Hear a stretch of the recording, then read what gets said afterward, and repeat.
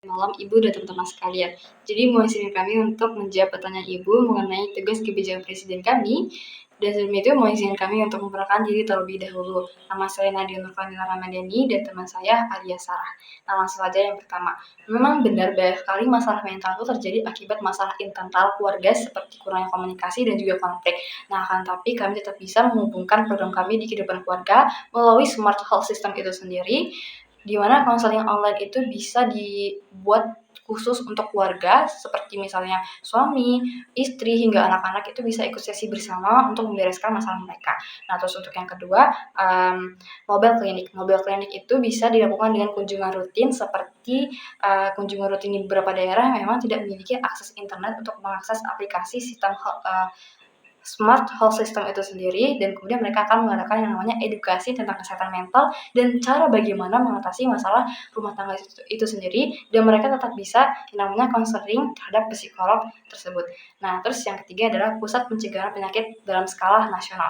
Nah, ini bisa mengadakan yang namanya kelas parenting, kemudian juga bagaimana cara komunikasi yang baik dan juga pelatihan komunikasi yang baik, dan mengadakan kegiatan relasi sehat agar setiap anggota keluarga itu bisa memahami perannya masing-masing dan juga bisa memahami perasaan satu sama lain. Nah, dengan demikian program kami itu tidak hanya yang namanya menangani masalah individu saja, akan tetapi juga menangani masalah keluarga secara menyeluruh, sehingga sumber masalah mental itu bisa diatasi dari akar-akarnya. Nah, terus untuk yang kedua adalah grafik mental yang menampilkan ICU kesehatan, yang paling dikhawatirkan adalah ICU kesehatan mental. Itu merupakan data dari Ipsos World Mental Health Day pada tahun 2024 yang memang sengaja menargetkan orang-orang dewasa di bawah usia 75 tahun dari 31 negara yang disurvei secara daring. Nah, dari hasil survei tersebut menunjukkan memang bahwa kelompok remaja, khususnya generasi muda dan juga wanita muda, itu adalah kelompok yang paling mengkhawatirkan tentang kesehatan mental itu sendiri. Nah, meskipun generasi Gen Z adalah kelompok yang rentan, memang perlu diingat juga bahwa ibu rumah tangga itu juga memiliki stres yang cukup tinggi dengan pemicu yang berbeda. Nah, namun dari data yang kami ambil, dari data yang ada, yaitu dari Ipsos World Mental Health Day, dilakukan secara global dari berbagai negara, itu memang kelompok kekhawatiran yang paling menonjol adalah kelompok remaja, terutama wanita muda, termasuk pekerja-pekerja yang termasuk atau tergolong masih dalam usia muda. Nah, terus kenapa hal ini bisa terjadi? Nah, karena memang bisa dilihat bahwa remaja itu kan masih dalam usia masih labil dan juga belum memiliki yang namanya pengelolaan emosional yang stabil, sehingga mereka tuh tidak begitu tahan mengenai berbagai tekanan dari segala arah, baik secara akademis dan juga baik komen-komen dari orang-orang dan lain-lain sebagainya, ataupun bahkan bisa dibully, itu mereka bisa saja tidak tahan karena memang mereka belum memiliki kemampuan emosional yang stabil. Nah, terus juga kita bisa lihat bahwa kasus bunuh diri itu kebanyakan terjadi dari kalangan remaja, bukan ibu rumah tangga. Nah, kenapa? Karena ibu rumah tangga itu adalah sesetres-stresnya mereka, itu mereka tetaplah seorang ibu yang sudah dibilang cukup untuk bisa mengelola bisa cukup untuk mengelola emosional mereka lebih stabil, dan juga mereka bisa menangani stres mereka.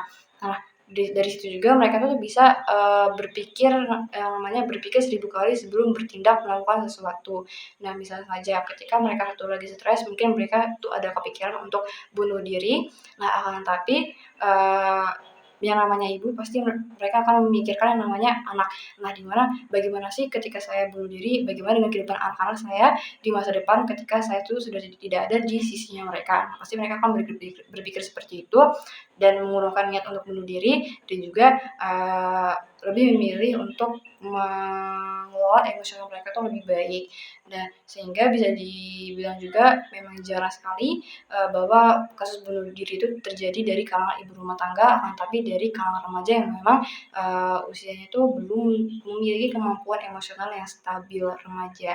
Nah, terus untuk yang terakhir, yaitu pertanyaan tentang solutif apakah program kami untuk menangani kesehatan mental demi masa depan yang berkelanjutan. Nah, tentu jawaban dari kami, 4 program kami ini sangatlah efektif untuk menangani masalah kesehatan demi masa depan demi masa depan bangsa yang berkelanjutan, karena kami memang menargetkan dari berbagai usia dengan pendekatan yang sesuai. Dalam hal ini juga kami memang sengaja bahwa remaja adalah menjadi bagian fokus utama kami, karena memang mereka adalah generasi masa depan yang memang perlu dibekali kemampuan untuk menjaga kesehatan mental melalui edukasi, konseling online dan juga game interaktif, karena memang di dunia sekarang teknologi lagi marak-maraknya.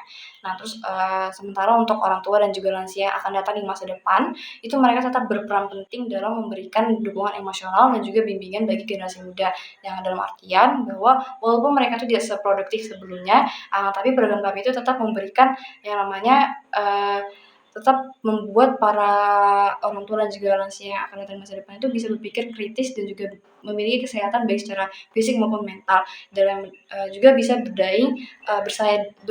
bersaing daya bagi bangsa. Nah, yang artinya bahwa mereka tuh walaupun sudah tua, tapi mereka tuh tetap bisa berpikir dan tidak mudah dibohongi, apalagi sama pemerintah yang memang mungkin bisa menghiburi mereka dan juga korupsi.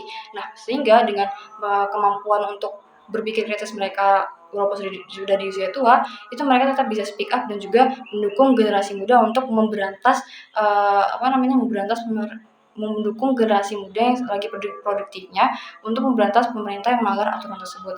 Nah, dengan demikian bahwa program kami itu tidak hanya menyiapkan masa depan remaja, tapi juga menyeimbangkan mental dari berbagai generasi demi kemajuan Indonesia bersama-sama. Baik, Ibu mohon izin untuk melanjutkan sesi tanya jawabnya. Selanjutnya adalah mengapa kita memilih anak-anak di kalangan remaja dibanding anak-anak di kalangan dewasa seperti ibu rumah tangga dan pekerja-pekerja lainnya yang memiliki beban hidup lebih berat. Jadi memang iya banyak orang tua dan bahkan elderly yang mengalami stres yang sangat berat. Tetapi hal itu biasanya dibawa sejak dini juga. Dan anak-anak remaja itu masih belum ada coping mechanism seperti cara ia menangani stres tersebut. Jadi di sini kita akan mengarahkan mereka untuk menangani stres tersebut agar tidak dibawa nanti ke dewasanya. Kemudian apa saja hal yang menyebabkan stres pada remaja ini? Stres pada remaja ini bisa disebabkan oleh banyak hal. Contohnya seperti pressure dari akademik, seperti halnya pressure agar nilai kita harus selalu bagus, untuk ulangan kita selalu bagus, untuk mengerjakan PR tepat waktu dan sesuai tenggat. Dan biasanya tugas-tugas kita ini memang banyak banget, jadi kita bakal stres kalau misalnya kita nggak bisa memanajemen waktu kita. Kemudian ada juga faktor lingkungan seperti bullying ataupun seperti diskriminasi antar kalangan remaja, dan hal itu memang sangat wajar di kalangan kita. Seperti misalnya saya suka hal ini, sedangkan orang-orang di lingkungan saya pada nggak suka, jadi saya bisa aja dikucilkan. Kemudian ada juga faktor dari rumah seperti anak-anak yang broken home, seperti kayak orang tuanya yang tidak tentram di rumah, suka teriak-teriak, KDRT, dan juga perceraian dari orang tua kita. Itu juga bisa menyebabkan stres pada remaja. Nah, di kalangan remaja itu juga lagi trending-trendingnya penggunaan media sosial, dan di situ bisa menjadi media untuk kita membandingkan diri dengan orang-orang sukses di luar sana. Seperti misalnya, wah, kita melihat postingan kan, oh my god, orang ini sudah bisa melakukan ini di usia saya, sedangkan saya nggak bisa. Jadi kita bisa merasa insecure dan mental kita menjadi lebih down karena kita nggak bisa sehebat mereka. Padahal itu memang di media sosial itu memang mereka hanya memperlihatkan hal yang ingin kita lihat dari postingan mereka. Sisi buruknya nggak kita lihat. Jadi itu juga bisa menjadi salah satu faktor yang mempengaruhi stres pada remaja.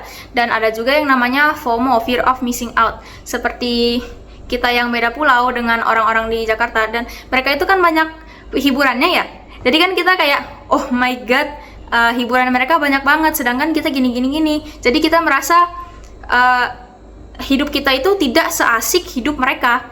Nah, kemudian bagaimana nih solusi untuk menangani stres pada ibu rumah tangga seperti yang ditanyakan ibu pada hari kemarin? Itu tuh bisa kita tangani dengan banyak hal. Yang salah satunya adalah manajemen waktu dan pembagian tugas. Jadi kita sebagai ibu rumah tangga itu jangan melakukan semuanya, jangan kerja terus ngurus anak sendirian, terus mengerjakan pekerjaan rumah sendirian. Alangkah baiknya kita berbagi-bagi tugas dengan orang-orang di rumah tangga kita. Seperti misalnya anak kita disuruh untuk mencuci piring, yang satunya disuruh buat nyapu, dan suami kita disuruh buat ngepel atau lain sebagainya. Pokoknya jangan kita semua yang ngerjain. Lalu ada juga untuk mencari hobi dan social gathering, kayak grup-grup sosial yang bisa menaikkan mood kita dan mendistrak kita dari beban beratnya kehidupan rumah tangga ini. Kemudian pula kita harus bisa berkomunikasi dengan keluarga kita dengan baik. Kita nggak boleh langsung marah-marah, karena kebanyakan masalah rumah tangga itu disebabkan oleh miskomunikasi. Dan untuk membalance rumah tangga kita ini pun tidak boleh dari satu pihak saja, kayak nggak boleh dari pihak istri saja, harus dari pihak seluruh anggota keluarga. Jadi semuanya anggota keluarga itu harus ikut berkontribusi. Baiklah, sepertinya itu saja yang bisa saya sampaikan. Mohon izin untuk pamit undur diri. Sekian dari kami. Wassalamualaikum warahmatullahi wabarakatuh, dan selamat pagi, siang, sore, malam, ibu dan teman-teman sekalian.